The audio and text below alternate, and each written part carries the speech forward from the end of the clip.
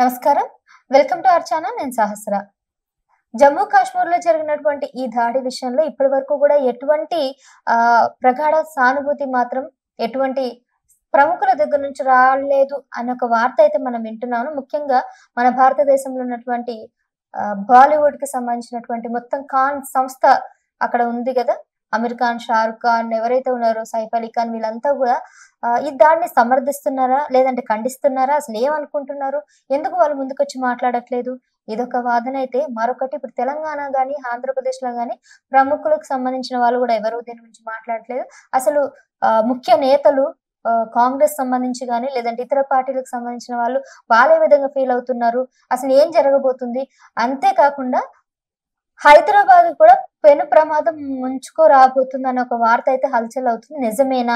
ఉగ్రవాదులు హైదరాబాద్ మీద కూడా పడి ఇక్కడ కూడా ఇలాంటి సంఘటనలు సృష్టించడానికి కారణాలున్నాయా? ఈ అంశాలన్నీ మాట్లాడదాం. ప్రస్తుతం మనతో పాటు ఉన్నారు Hindu JAC national president K Ravinder Reddy గారు. నమస్కారం సార్. నమస్తే సార్. చెప్పండి సార్, ఇప్పుడు అక్కడే అంటే టూరిజంకి వెళ్ళినటువంటి ఆ పర్యాటకుల్ని, ముఖ్యంగా హిందువులని కాల్చి చంపిన ఈ ఘటన తర్వాత ఎక్కడ కూడా ఇప్పుడు టూరిజంకి వెళ్ళాలన్నా, ఎక్కడికైనా వెళ్ళాలన్నా కూడా చాలా మంది భయపడుతున్నారు. అంటే ఇంట్లోకి వెళ్ళి అడుగు పెట్టడానికి కూడా ఆలోచిస్తున్న పరిస్థితి మనం ఎదుర్కొంటున్నామంటే దీనికి కారణం మతానికి, మన హిందూ మతాన్ని అణిచివేయడానికి చేస్తున్నటువంటి ఈ ఘటన వల్లనే ఇదంతా మనం ఎదుర్కోబోతున్నామా? ముఖ్యంగా ఇందులో ఎవరైతే ఈ యొక్క ఘటనకు పాల్పడ్డారో నా కొడుకులు, వీళ్ళు మతం వాళ్ళకు ఖురాన్లో నేర్పేది ఏంటంటే మతమే ముఖ్యం. ఈ మతాన్ని వాళ్ళు ప్రచారం చేయడానికి ఇలాంటి దాడులు చేస్తూ ఉంటారు. కానీ ఇవాళ కేవలము హిందువులను టార్గెట్ చేసి వీళ్ళు ఈ యొక్క దాడి చేయడం జరిగింది. ఇందులో సుమారు 26 మంది చనిపోవడం జరిగింది. ఇందులో చనిపోయిన వాళ్ళంతా కూడా కేవలం హిందువులే. కాబట్టి ఎవరైతే చనిపోయారో వాళ్లకు కనీసంగా ఒక సంఘీభావం కానీ ఒక ఇది తెలపకుండా కొంతమంది నాయకులు, ఈ ఖాన్లే కావచ్చు, నువ్వంటే పోలం అంటే షారుఖ్ ఖాన్ గారు, సల్మాన్ ఖాన్, తర్వాత ఇలాంటి ఖాన్ కుటుంబం అంతా కూడా ఉరికొచ్చేస్తుంది. ఏదైనా దేశంలో అల్లరి జరిగి హిందుత్వంలో మాట్లాడితే మాకు ఈ దేశంలో ఉండడానికి స్వేచ్ఛ లేదు, పక్క దేశం వెళ్ళిపోయి మేము ఉంటాం అని చెప్పే ఖాన్ కుటుంబము ఎక్కడ పోయింది? ఇదంతా పిచ్చి కుక్కలాగా అరిసే ఈ యొక్క ప్రకాష్ రాజ్ ప్రతిదానికి వచ్చి పడిపోతూ ఉంటాడు. ఎక్కడ పోయాడు వీడంతా? కనీసంగా నివాళులు అర్పించే టైం లేదా వీళ్ళ దగ్గర? వీళ్ళంతా కుహన మేధావులు. కుహన అంటే వీళ్ళ మతతత్వమే వీళ్ళ ఎజెండా. హిందుత్వాన్ని నాశనం చేయడానికే వీళ్ళు మన భారతదేశంలో పాకిస్తాన్ ఏజెంట్గా ఉన్నారు.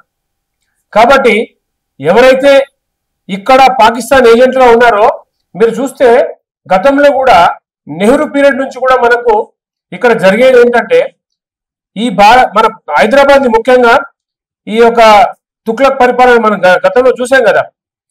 ఎవరైతే ఓవైసీ, కాసిం రజ్వీ వీళ్ళంతా కూడా పాకిస్తాన్ ని కలిపేటువంటి ప్రయత్నం చేశారు మన రాష్ట్రాన్ని. అప్పుడు మన సర్దార్ వల్లభాయ్ పటేల్ గారు ఇది పాకిస్తాన్ లో ఉండొద్దు అని చెప్పి ఆపరేషన్ పోలో అని చెప్పేసి ఈ యొక్క రాష్ట్రాన్ని భారతదేశంలో విలీనం చేయడం జరిగింది. కానీ ఇక్కడ ఆ డిఎన్ఏ ఉన్నటువంటి పాకిస్తాన్ డిఎన్ఏ ఉన్నటువంటి కొంతమంది నాయకులు ఇవాళ కూడా పాకిస్తాన్ కు సపోర్ట్ చేస్తున్నట్టుగా కనిపిస్తా ఉంది. ఒక్కడు కూడా ఇవాళ చనిపోయిన వాళ్ళకి నివాళులు అర్పించే పరిస్థితి లేదు. ఇక్కడ మీరు గమనించినట్టయితే రోహింగ్యాలు, కొన్ని లక్షల మంది రోహింగ్యాలు వచ్చి ఇక్కడ చాప కింద నీళ్లులాగా చేరి ఉన్నారు. వాళ్లకు ఆధార్ కార్డులు, ఓటర్ ఐడి కార్డులు ఇస్తున్నటువంటి పార్టీ ఇక్కడ ఒక ముస్లిం పార్టీ.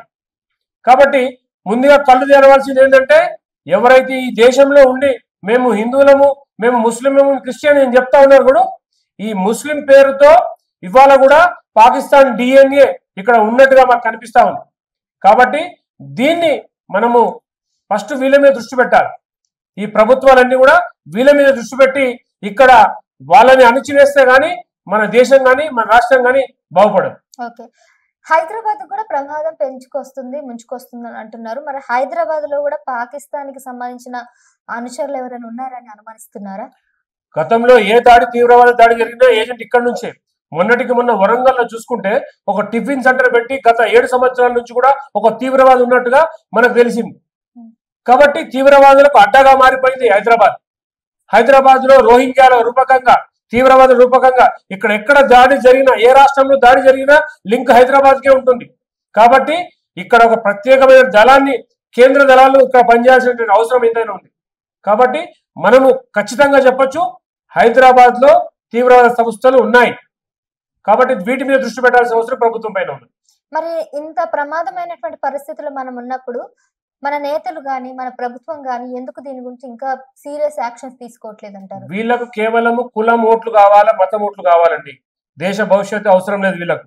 ఎందుకంటే ఒక కులాన్ని, ఒక వర్గాన్ని అంటే మా ఓట్లు రావేమో అని ఒక కుహన రాజకీయ వ్యక్తులు మన చుట్టుపక్కల ఉన్నారు. కాబట్టి వీళ్ళు కళ్ళు తెరవాల్సిన అవసరం ఎంతైనా ఉంది. ఎవరైతే ప్రతిపక్ష పార్టీలు కానీ, ఉన్నటువంటి పాలక పార్టీ కానీ కళ్ళు తెరిస్తేనే మీ భవిష్యత్తు ఉంటుంది. ఈ రాష్ట్రం బాగుంటే మీరు బాగుంటారు, లేకుంటే అందరూ నాశనం అవుతారు. కాబట్టి ఏదైతే హిందుత్వం బాగుంటేనే ఈ రాష్ట్రాలన్నీ కూడా బాగుంటాయి. అండ్ ఇంకొక సార్, అంటే ఇప్పుడు ఎవరైతే ఈ దాడికి పాల్పడ్డారో వీళ్ళంతా కూడా పగడ్బందీగా మొత్తం మన హైదరాబాద్ అనే కాదు, మొత్తం భారతదేశాన్ని కూడా ఆక్రమించుకోవడానికి ఇదంతా మెల్లమెల్లగా నరుక్కుంటూ వస్తున్నాం. ముఖ్యంగా హిందూ మతాన్ని చంపేస్తే ఆ మిగిలిన వాళ్ళంతా కూడా మనం అంటే వశపరచుకోవచ్చు, లేదంటే ఎవరైనా మతం మార్చుకున్నా కూడా మనం దీన్ని ఆక్యుపై చేసుకోవచ్చు అన్న ఆలోచనతో వీళ్ళు ఈ విధంగా ముందుకు వెళ్తున్నారని వార్త వస్తుంది. అది నిజం అంటారా? ఈ విదేశీ ఎక్కడ జరగండి, మీరు ఈ దేశంలో ప్రతిపక్ష పార్టీగా ఉన్నటువంటి నాయకులు ఈ దేశాన్ని ముక్కలు చేయడానికి ప్రయత్నం చేస్తూ ఉన్నారు. మీరు చూడండి, చైనా నుంచి ఫండ్స్ వస్తున్నాయి వాళ్ళకి, పాకిస్తాన్ నుంచి ఫండ్స్ వస్తున్నాయి వాళ్ళకి.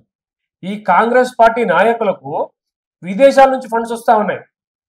వీళ్ళు ఎంతసేపు ఈ దేశాన్ని ముక్కలు చేసి ఈ యొక్క దేశాన్ని చింపిన విస్తారు చేయాలనే ఉద్దేశంతోనే ఈ రాజకీయం అంతా చేస్తూ ఉన్నారు. ఇక్కడ ఉన్నటువంటి ఓటర్లు అంతా ప్రలోభ పెడతా ఉన్నారు. ఇక దేశం మీద కనీసంగా ప్రేమ లేదు ఈ పార్టీలకు. ఈ సందర్భంగా నేను తెలియపరిచేది ఒకటి, ఏదైతే ఐకమత్యంగా హిందువులు ఉన్నప్పుడే మన రాష్ట్రంలో కానీ, మన దేశంలో కానీ హిందుత్వాన్ని కానీ, మన దేశాన్ని కానీ కాపాడుకునేటువంటి పరిస్థితి ఉంది. కాబట్టి జాగో హిందూ జాగో, మీరు మేల్కొనండి, కళ్ళు తెరవండి, నిద్రపోకండి.